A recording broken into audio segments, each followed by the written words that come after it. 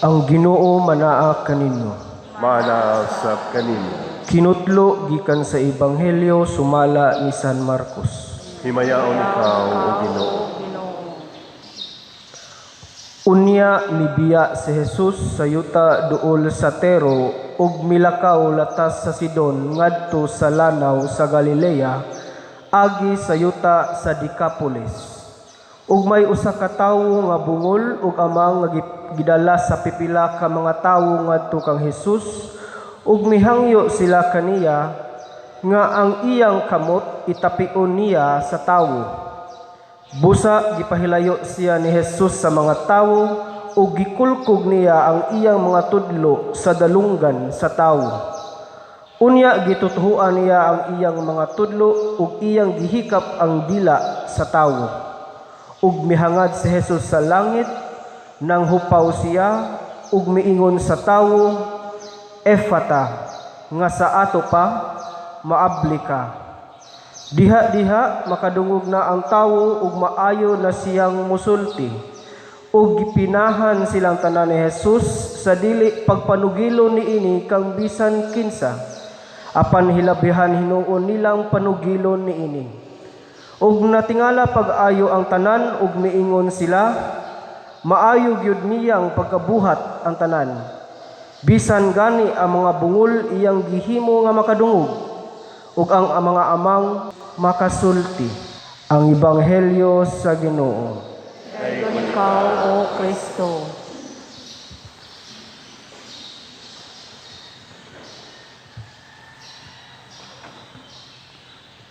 Sa atong unang pagbasa, hisgutan dinhi ang usa ka hari nga si Jeroboam. Membro sad ni sa 12 ka banay sa Israel.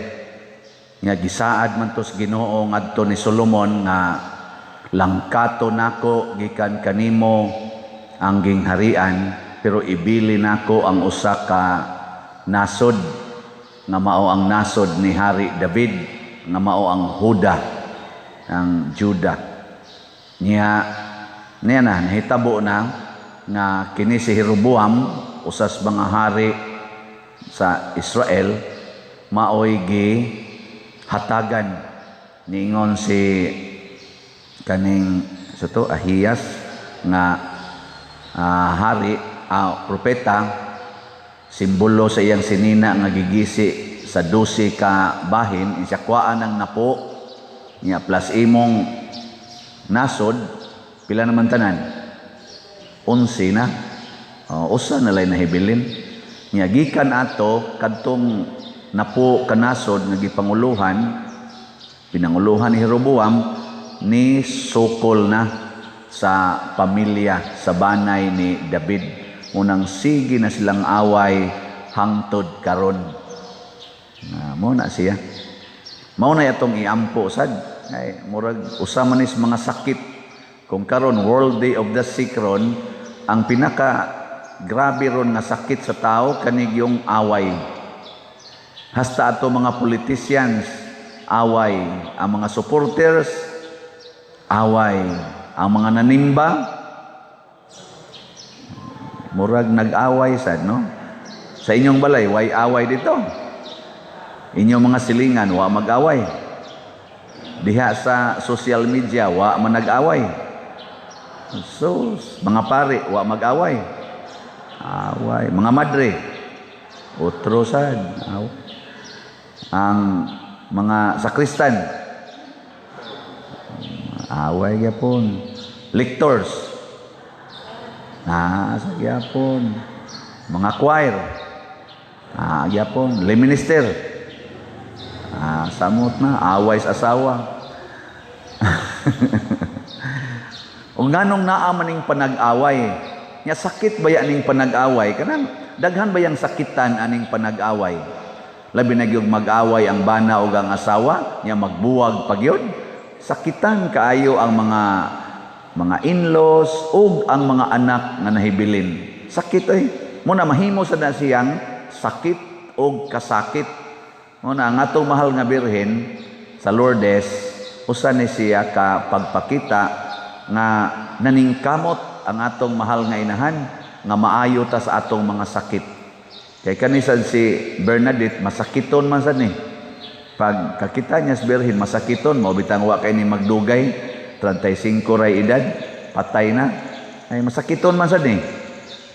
Pero unsa may modelo nga gipakita sa mahal nga birhen ni Bernadette ngadto ni David, nganong gidaig man sila sa Ginoo, nganong nahimo man silang mga dagkong instrumentos kaluwasan ug kaayuhan sa sakit.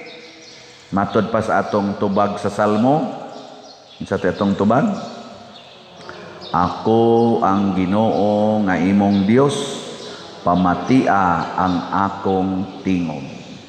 Pamatia ang akong tingog. Ang kuwang gid nato kana yung pagpaminaw sa tingog sa Ginoo, sa pulong sa Ginoo.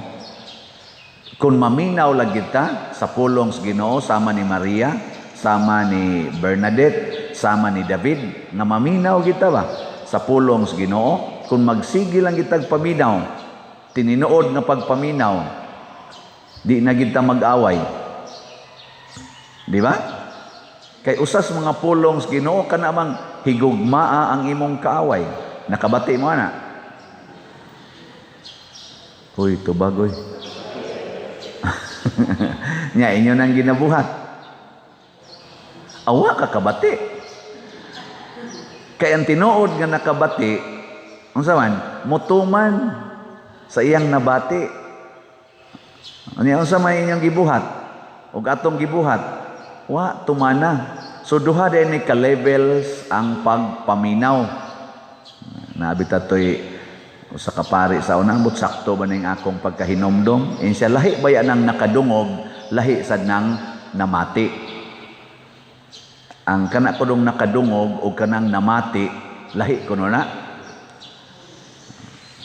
Ang sa may kalainan. Sa iyang explanation, namura sa kog na convince og dutay, sakto-sakto man gito.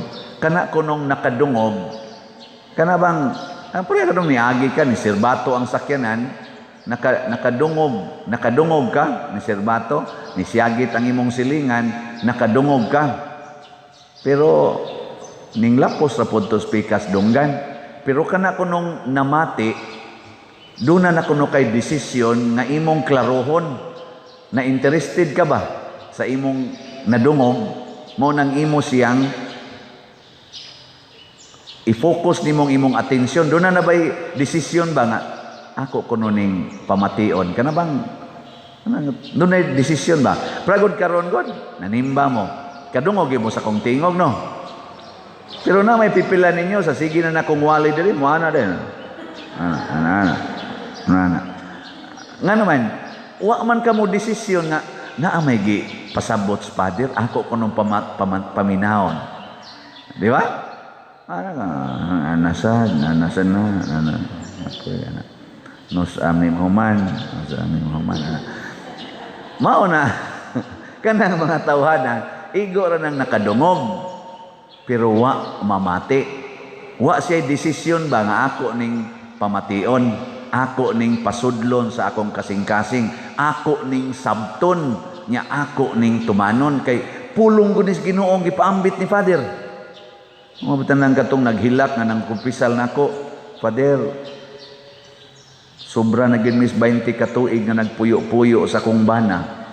Natiguang na mi karon pag yung kadungog nasala din abi nako nang kasal sa huwis pader, okay ra gid na. Karon pag yung kadungog mo na nga akong bana di naman siya magpakasal nako simbahan, nihangyo gyud ko pader nga magbuwag mig puyo kay naminaw madyo ko sa imong gisulti pader nga sala gid na. Pero pader wa naman mi magduog pader, sala gyapon na. Ana siya ning sekreto gid ba nako sa imong paminaw. Tupad mo higda ana asa yung paminaw. Siya wa na pader guwang naman mi nako. Pero sa imong paminaw ba unsa man siya? Sala gid pader kay ngano man mi nga mura mamig magtiayon na wa pa mamig kasal simbahan ako pakasal mo. Isa di man pakasal akong bana nako. Buwag ay lang siya Ay lang siya kalaguti, buwag mo higda. Nya pang naron mamumpisal ka sama mubuwag kag higda. Ing siya, mubuwag na jud ko pa din. Nag-agree naman mi sa akong bana. Gihangyo gyud nako siya nga dong og dili ka moadtog langit, ako moadtog gyud kog langit. Kadto siya namati gito, nihimo gid siya desisyon.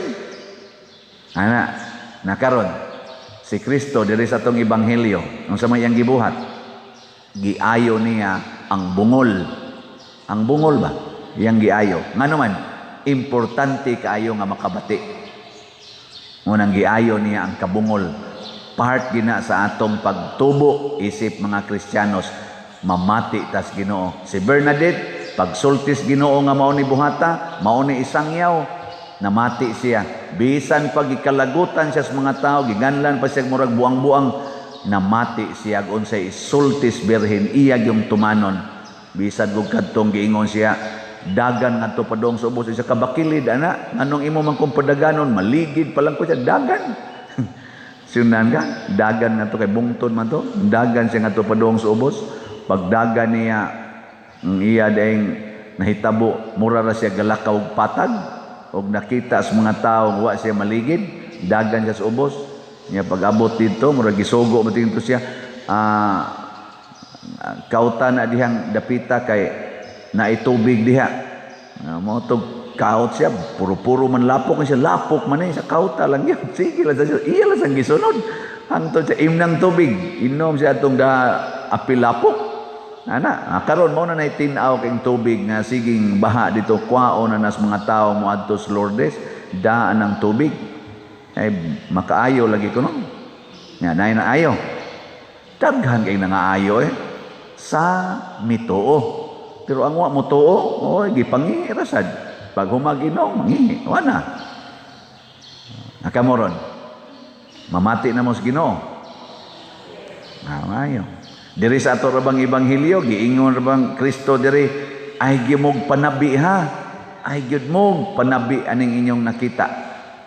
Ana, unsa may gibuhat sa mga tao? Wa na sila. Wa na maminaw nagsigig panabi. Unsa may ilang gipanabi? Maayo gyud niyang pagkahimo. Ang mga bungol nakadungog, ang mga amang nakasulti.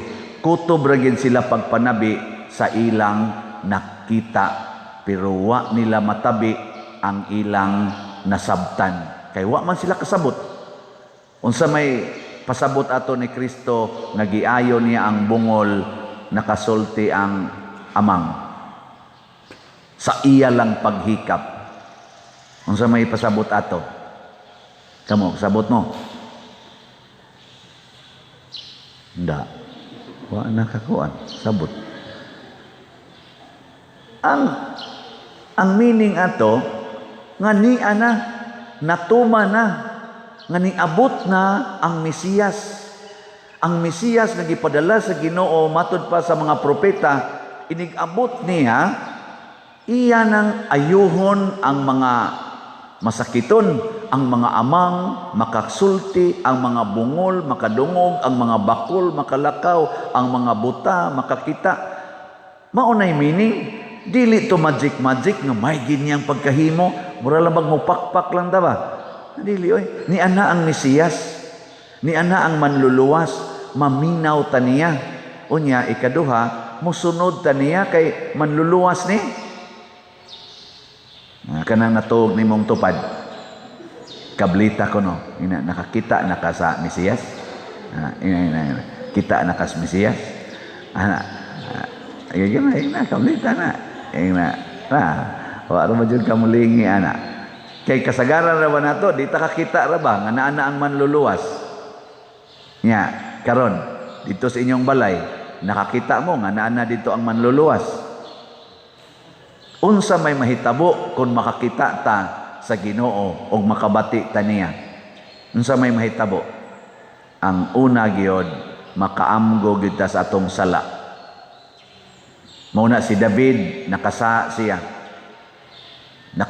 siya, pero porte niyang hilak, naghinulsol sa siyang sala, kay nakahibaw di ay ang Ginoo sa akong sala. Nagtuo mangguto siya nga wa mahibaw ang iyang pagpangabit ni Batseba o ang iyang pagpapatay ni Urias nga bana ni Batseba. Nagtuo siya ba nga wa siya masakpi.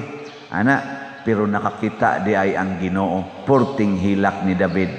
Giangko niya atubangan sa iya mga opisyal nga nakasa ko. Munang karon gigisi ko niya akong sinina. Di ko muhigda sa akong higdaanan. Dito siya nihigda sa yuta. Nagbulibod siyang abo. Daghan ang nakakita niya og nahibong og siya miangkon nga nakasa ko. Gikabit na ko sa Batsiba. Gipatay na ko iyang bana. Giangko na niya. Beko na be, lingi ako no na imong tupad. Sultihi siya sa imong sala gahapon. Sige na. Katubang sa nimo gahapon ba? Gigi, sultihi. Gigi. Kita ra bang Ginoo ato? Di ba? Magpanagan na tag-sulti sa tong sa. Ay, kamo mga asawa be. Katong sa ninyo gahapon, isulti na sa inyong bana karon. Kay kita man Ginoo ato. Oh, ana, sultihi. Kamo sa mga bana, katong sa ninyo gahapon, nagtuo mo wa ka kita ang inyong asawa, sultihi karon di ba masyak na? Katong sa ninyo gahapon ba? Mga bana, ang pare mo sulti sa kusmadre. Di lang ko. Bahala ka da sister, di ko kumsulti nimo. Pasabot muangkon ta sa atong sala og mangumpisal. Ighumag kumpisal, biyaan na nato atong sala. Biyaan. Kaya nakakita ang Ginoo, si Solomon, nganong gilangkatan man siya siyang gingharian. Matod pa sa gahapon nga pagbasa, kaduha nagpakita ang Ginoo niya, og ni-warning niya, ang Ginoo yun mismo, pero wa gyud mutuman si Solomon sa warning sa Ginoo, nagpagahi sa ulo. Kapila naman tagi-warningan sa Ginoo karon nga kining atong pagkinuralay mao ni hinungdan nga ni aning COVID. Kanang pagsigig pangural ba? Unsa man ang pagpangural? Social distancing. Unsa may gisulti ros COVID? Social distancing. Unsa man ang pagpangural? Wa ko'y labot nimo og masakit ka diha. Imo ng problema. Tanawa karog masakit kag COVID, i-quarantine ka, way makaduol nimo, imo ng problema. Di ba? Ang mo kasabot ana. Unsa may gisulti sa kanang pagpangural, bahala nagmadunot ka dihag mamatay ka, imo ng problema. Tanawa karog mamatay ang tao, ditso igsod sa ospital COVID, igkamatay COVID, inigbalik abo. Wa ko'y labot ni mong maabo ka diha. Sakit baya? Sakit baya nga ang imong papa ni sud sa ospital, dili ka pasudlon, nya inigbalik, abo na. Di ba? Mao na ang COVID karon. Og kay wa man tay pakialamay, sige man tag kinuralay, sige man tag iyahay, ang resulta wa nay nangaayo. Ang Ginoo nagpakatao aron mo sagol nato to give us healing. Ang mahal nga birhen siging pakita aron mahimong channel of healing, aron magkahiusa, dili magkabahin-bahin. Na lagi mo isikong ingon, tangtanga lagi ng kural lagi. Ay noon kita din mangural man sa noon ta sa atong simbahan. Pero unsa man ang kural nga akong gipasabot, kana bang kural nga tinukmod sa imong pagka-selfish. Kanabang mahadlo kang makigsagol sa mga tao nga imong gikahadlokan. Sama na mga kawatan, mga tulisan, o kanang mga tao, mga buangon, mga standby, mga manuyupay, hadlo ka ana. Mahadlo ka ana niya, nangural ka, kana ngilad na. Pero nangural gani ka para dili sila magbuhat og sala anang dapita, unya mapugngan ang maong sala, kana nindot na. Kaharon di sila kapangawat akong kuralon.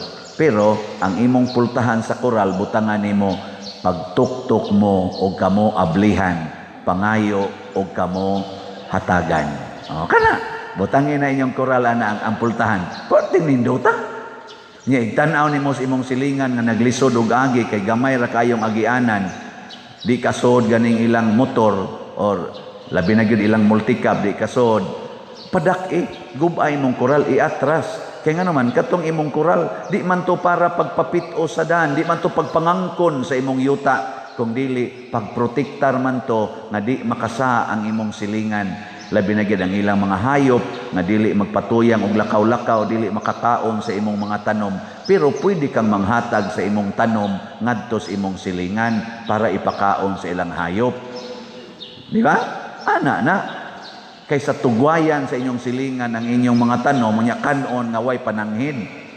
Mao sa ning ato dinhi, nga ato ning gikoral aron hapsay ang agianan. Unya dili magsigig labay-labay ana mga sagbot, pero makaagi dinhi ang tanan. Basta magistorya ta, kay di man tayo atong yuta, di man ta magdinaw. Ato sang gipadak-an ang agianan aron hanoy-hanoy ang dagan sa sakyanan, di ta magkabinag-iray. Ana, mao na siya gitawag og gihapsay, gihusay aron ta magka higalaay. Dili magsigig iyahay, magsinigagay na, magsinigahay nas mata ang managsilingan. Ngano man ning imong tanom isod man is akong koral. Ana. Putla na. Magbuote ka ng mangga nga musanga man ginang mangga. Kana sagbot kay diri, imong sagbot akong kuanon diri, akong maglalis mo tungod ana. Oy, mga buangon mong dagko. Napay hapit magpinusilay tungod ana. Nya managsuon ra ba? Ang ilang asawa mo may tiglimpyo nasuko sa pikas asawa, managsuon ang pulos bana. Unya kay nag-away naman kay ika pa dili. Ikay putol na saka na dito.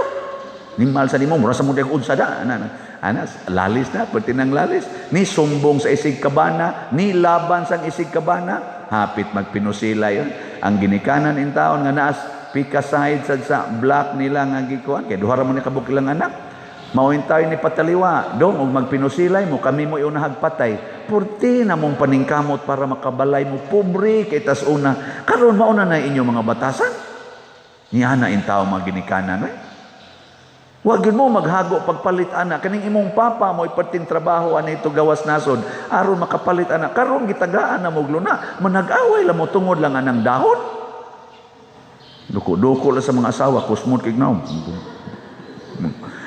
may ganin patyo ni mga asawa usahay di nakinhanglan lang tog healing ba of hearts kana bang makasud ang pulong sa Ginoo nga moingon higugmaa pasaylua alagari pakamati ang imong isig katao, ang imong silingan. Whatever you do to your brethren, you do it to me. Na ang mahal nga birhen sa Lourdes, naghimo ana. Ang ayan gud datang patyon kay gipatay nato si Jesus, pero ang birhen sige yung paningkamot aron ta mga ayo. Musunod unta ta kaniya. Nindog ta.